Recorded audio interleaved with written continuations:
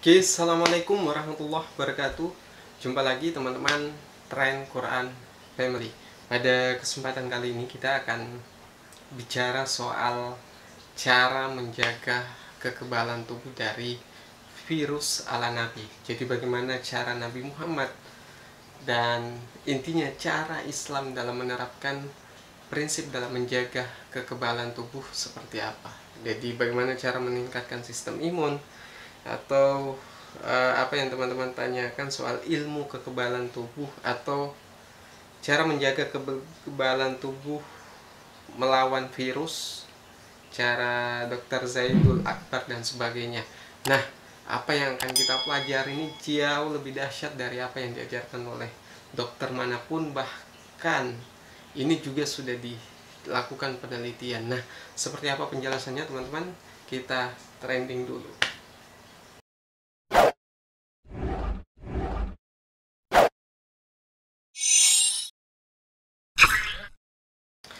Oke teman-teman, Tren Quran Family, seperti apakah ajaran Islam dalam menjaga sistem imun tubuh atau meningkatkan kekebalan tubuh kita? Jadi ada banyak cara, tapi cara yang paling tepat sebenarnya bagi seorang muslim itu adalah dengan mengikuti sunnah Nabi. Yang paling pertama adalah dengan menjaga wudhu. Nah, menjaga wudhu ada beberapa hal yang sangat terkait dengan apa yang terjadi saat ini soal virus corona atau COVID-19. Kalau kita bicara soal cara menjaga penularan, teman-teman harus ketahui bahwa 70% penularan penyakit itu, baik itu virus, infeksi, cacing maupun jamur, itu 70% disebabkan oleh kontaminasi dari tangan. Nah, Islam mengajarkan bukan hanya berwudu, tapi apa yang diajarkan oleh Islam adalah menjaga wudu.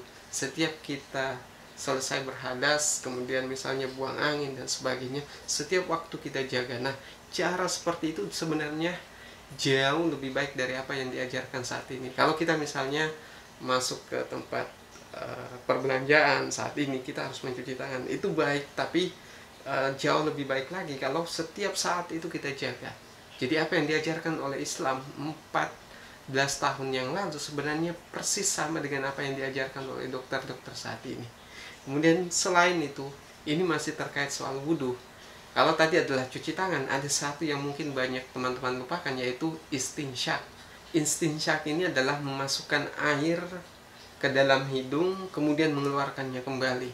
Nah, di sini mungkin teman-teman ketika berwudhu hanya sekedar menggunakan tangan dengan sebelumnya dibasahi kemudian dikucek di bagian hidung, tapi sebenarnya itu bukan cara yang benar. Cara yang benar adalah menghirup air ke dalam hidung kemudian mengeluarkan kembali airnya. Nah, cara itu sebenarnya cara yang paling efektif untuk membersihkan saluran pernapasan kita. Jadi itu adalah salah satu cara yang paling efektif.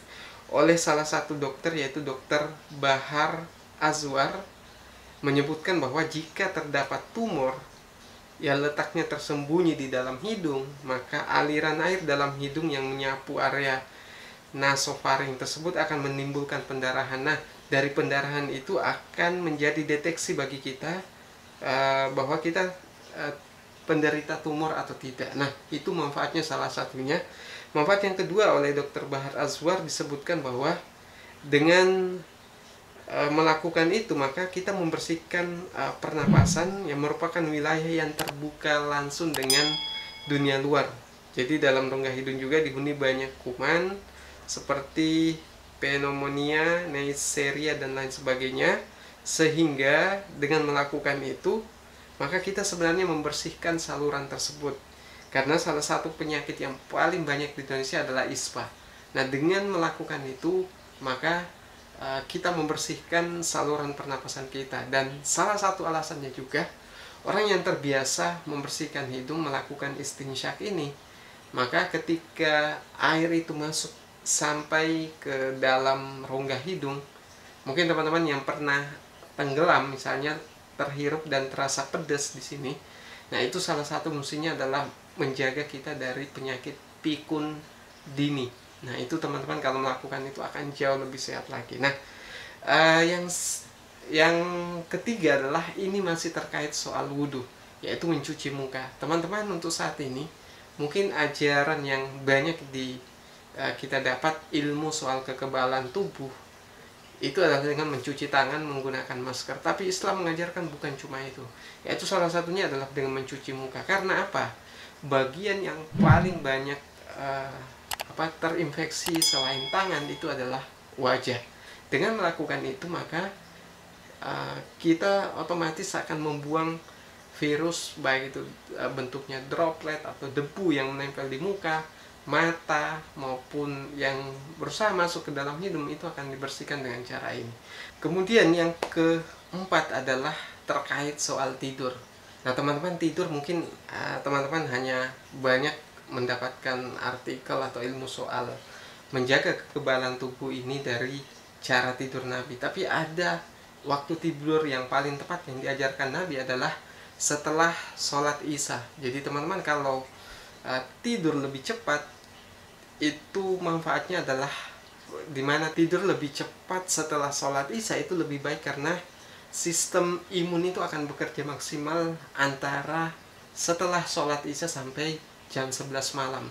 Jadi kalau misalnya teman-teman sering begadang, paling tidak maksimal sampai jam 11. Lewat dari itu jangan dilanjutkan, karena sistem imun itu akan bekerja maksimal pada jam-jam tersebut. Nah itulah yang dilakukan oleh Nabi.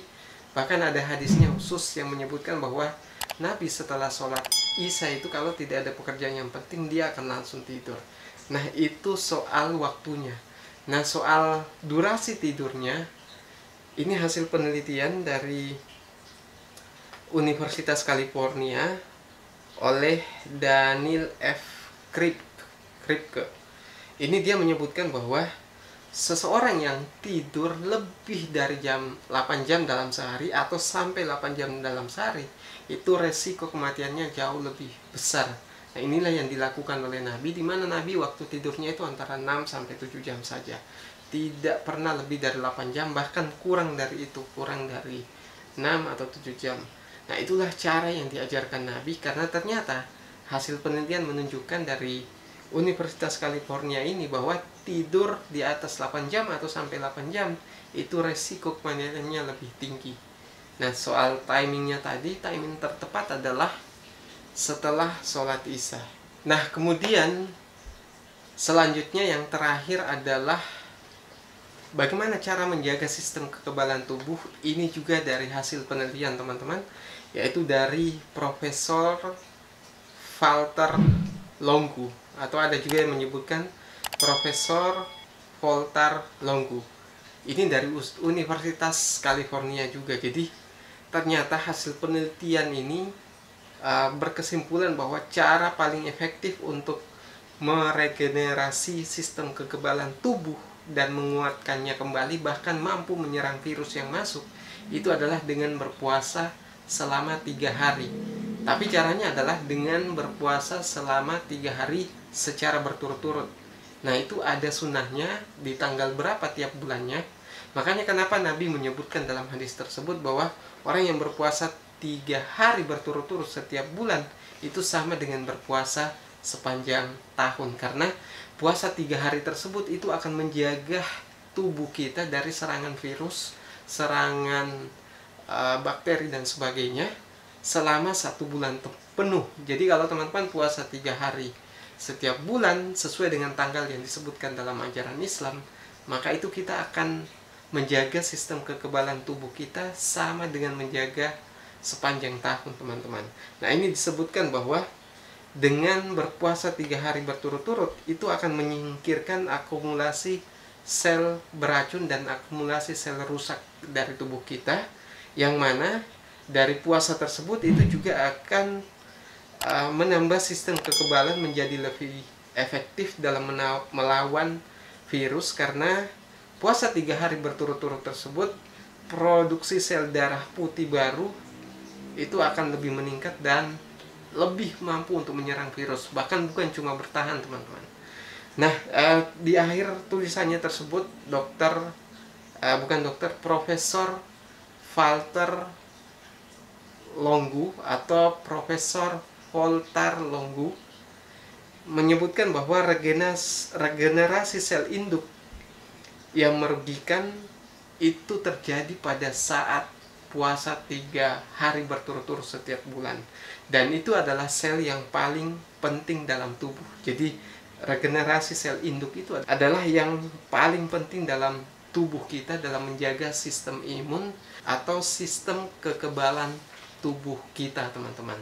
Jadi itulah beberapa tips menjaga kesehatan yang sudah terbukti secara hasil penelitian.